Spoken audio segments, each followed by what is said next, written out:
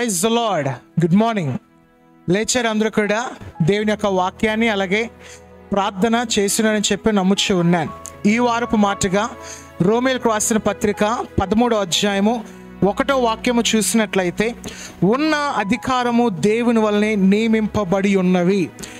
ఈ వారంలో జరుగుతున్న సంఘటనలు మీ అందరికీ తెలిసిందే. మరి ఈరోజు ప్రాముఖ్యంగా మరి ఆంధ్రప్రదేశ్లో మరి ఎలక్షన్స్ జరగబోతున్నాయి.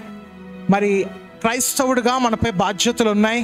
క్రైస్తవుడిగా మనపై దేవుడు పెట్టిన బాధ్యత, దేశం కోసం, రాష్ట్రం కోసం మనం ప్రార్థన చేయవలసిన అవసరత అయితే ఉన్నాయి. అయితే దేవుడు తన చిత్తాన్ని 5 సంవత్సరంలో దేవుడు నెరవేర్చబోతున్నాడు.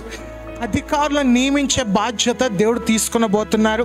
తన చిత్తాన్ని నెరవేర్చుకోవాలంటే దేవుడు మనలను సాధకముగా ఉపయోగిస్తున్నాడు. ఎలాగైతే ఇస్సాకు జీవితంలో రెబెకా వచ్చింది, దానికి గల కారణము దాసుడగు నమ్మకస్తుడైన ఎలియాజరు ద్వారా దేవుడు అద్భుతము చేశాడు. ఈరోజు ఈ యొక్క ఆంధ్రప్రదేశ్ కావచ్చు, దాని తర్వాత భారతదేశానికి కావచ్చు, దేవుడు మన ద్వారా తన చిత్తాన్ని బయలుపరచబోతున్నాడు.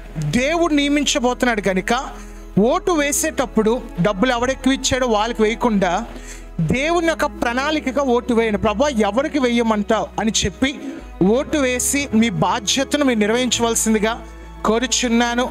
రాష్ట్రము దీవించబడాలి, భవిష్యత్తు దీవించబడాలి, దేశము ఆశీర్వదింపబడాలి.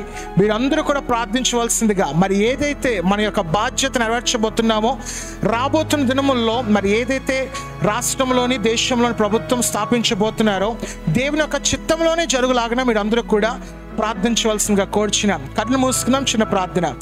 మహాదేవ, మా యేసయ్య నీకే వందనాలు తండ్రి. నాయన, కిందటి సంవత్సరం అనగా 5 సంవత్సరములంతా కూడా నీ చిత్తము జరిగించావు ప్రభా. మరి ఏదైతే భవిష్యత్తు 5 సంవత్సరాలు ఎదుర్కొనబోతున్నామో నీ కృప, నీ వాత్సల్యత దయచేయండి, నీ చిత్తాన్ని దయచేయండి ప్రభా. అధికారులు నియమించే బాధ్యత నువ్వు తీసుకున్నావు ప్రభా.